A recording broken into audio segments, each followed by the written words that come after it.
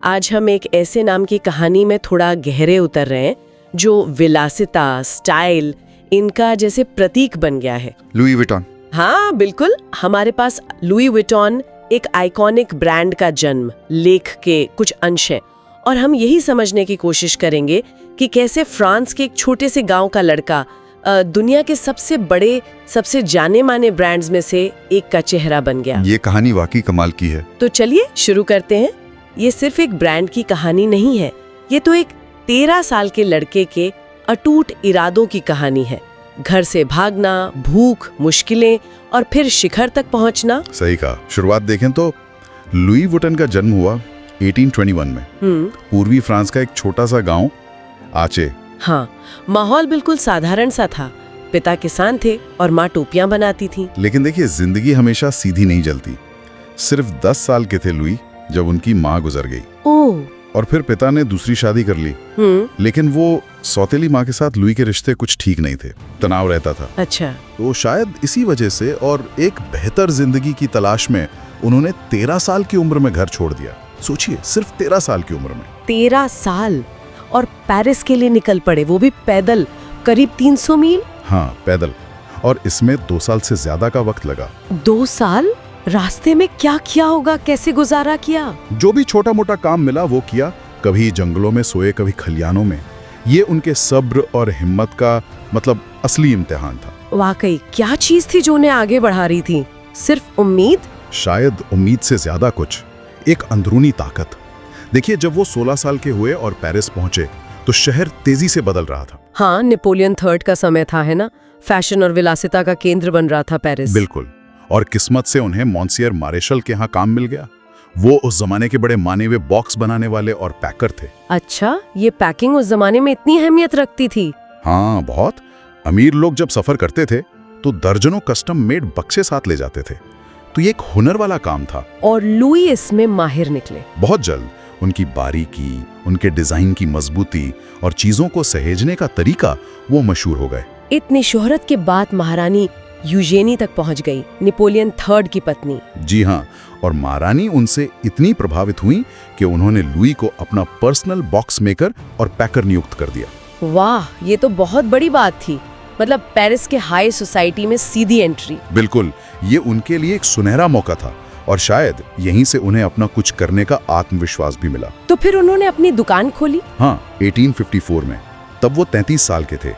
उन्होंने Clemens Emily पेरियोक से शादी की और पेरिस में अपनी वर्कशॉप खोल ली। और बाहर क्या लिखा था? कुछ फैंसी सा? नहीं, बिल्कुल सीधा साधा साइन बोर्ड था।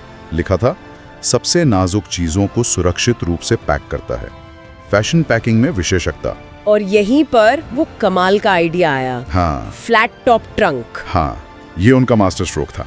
उस समय तक ज्यादातर ट्रंक के ढक्कन गोल होते थे। हाँ, तो उन्हें एक के ऊपर एक रखना मुश्किल होता होगा, है ना? बहुत मुश्किल। लुई का डिजाइन न सिर्फ देखने में अच्छा था, बल्कि सफर के लिए, जैसे जहाज या ट्रेन में सामान रखने के लिए, कहीं ज्यादा प्रैक्टिकल था। और वो हल्के और वाटरप्रूफ कैनवस से बने थे। जी, तो अमीर यात्रियों ने इन्हें हाथों हाथ लिया। ये तुरंत हिट हो गए, स्टाइल भी और सुविधा भी। कमाल है। लेकिन लुई विटॉन का सफर तो उनके बाद भी जारी रहा। सही कहा। 1892 में उनका निधन हो गया, पर उनके बेटे जॉर्जिस वेटन ने इस विरासत को आगे बढ़ाया। और उन्होंने ही वो मशहूर LV मोनोग्राम बनाया। हाँ, 1896 में। और दिलचस्प बात ये है कि इसे बनाने का एक बड़ा कारण था नकली सामान को रोकना। अच्छा, उस जमाने में भी फेक प्रोडक्ट्स की दिक्कत थी? बिल्कुल थी।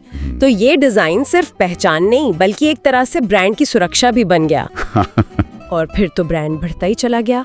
ट्रंक से हैंडबैग, एक्सेसरीज और फिर फैशन में भी मार्क जैकब्स, वर्जिल अब्लो जैसे बड़े नाम जुड़े। हाँ, और आज ये LVMH समूह का एक अहम हिस्सा है। दुनिया के सबसे बड़े लग्जरी ग्रुप्स में से एक, जिसकी वैल्यू 2024 में $500 बिलियन से भी ज्यादा आंकी गई थी। लेकिन अच्छी बात यह है कि वो आज भी लुई के मूल सिद्धांतों का सम्मान करते हैं, सुंदरता, नवीनता और टिकाऊपन। बिल्कुल। लुई वुइटन की कहानी यही सिखाती है कि आपकी शुरुआत कैसी भी हो, वो आपका अंत तय नहीं करती। एक लड़का जो फ्रांस की सड़कों पर अकेला चला, उसने दुनिया के सबसे कीमती ब्रांड्स में से एक बना दिया। ये दिखाता है कि अगर आपके पास विजन है, मेहनत है और अपने काम में महारत है तो कुछ भी मुमकिन है। हाँ, ये दृढ़ संकल्प की ताकत है और ये सोचने पर भी मजबूर करता है कि कितनी बार हम किसी साधारण से लगने वाले व्यवहारिक आइडिया की ताकत को कम समझ लेते हैं। सही बात है, खासकर जब उसके पीछे अटूट मेहनत और कुछ नया करने का जज्बा हो। शायद वही चीजें आगे चलकर एक स्थायी विरासत बन जाती हैं। ये कहानी वाकई प्रेरणा देती है।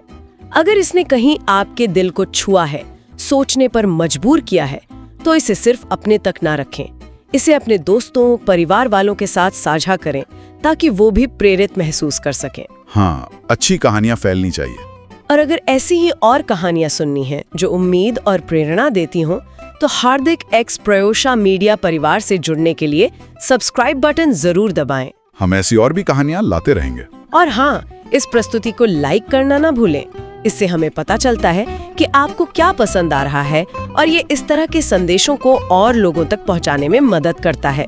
चलिए मिलकर थोड़ी और रोशनी फैलाते हैं।